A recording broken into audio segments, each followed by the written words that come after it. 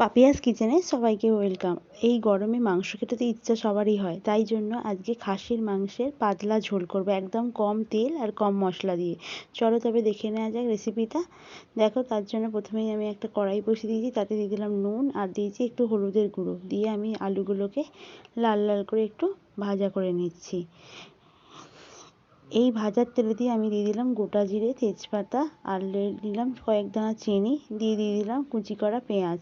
দিয়ে পেঁয়াজটা আমি ভালোভাবে একটু নাড়াচাড়া করে আমি লাল লাল করে ভেজে নিচ্ছি।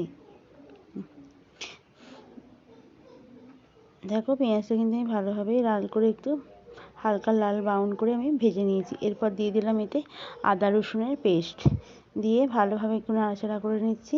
এরপর দিয়ে দিয়েছি একটা মাঝারি সাইজের টমেটো কুচি করা, দিয়ে দিলাম নুন, হলুদ আর লঙ্কা গুঁড়ো আর জিরের গুঁড়ো, সামান্য জল দিয়ে গুলে আমি মশলাটা কড়াই দিয়ে দিয়েছি একবারে।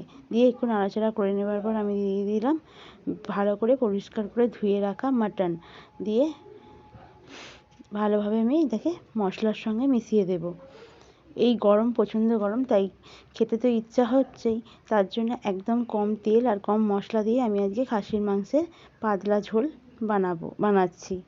দেখো, ভালোভাবে মশলাটা কষাচ্ছি আর তাতে দিয়ে দিলাম আমি কয়েকটা গোটা রসুনের কোয়া, দিয়ে ভালোভাবে আমি মাংসটাকে আর একটু ভালো করে কষিয়ে নিচ্ছি। এরপর এটা আমি প্রেসারে সিটি দেবো, তার জন্য আমি প্রেসারে দিয়ে দিয়েছি। আর দিয়ে এটা আমি একটু ওপর থেকে গরম মশলা আর ঘি দিয়ে আমি 3টে সিটি দিলেই, নামিয়ে নিলেই আমার রেডি হয়ে যাবে খাসির মাংসের, আলু দিয়ে খাসির মাংসের পাতলা ঝোল। রেসিপিটা কেমন লাগলো অবশ্যই বলবেন, আর সাবস্ক্রাইব করে অবশ্যই পাশে থাকবেন।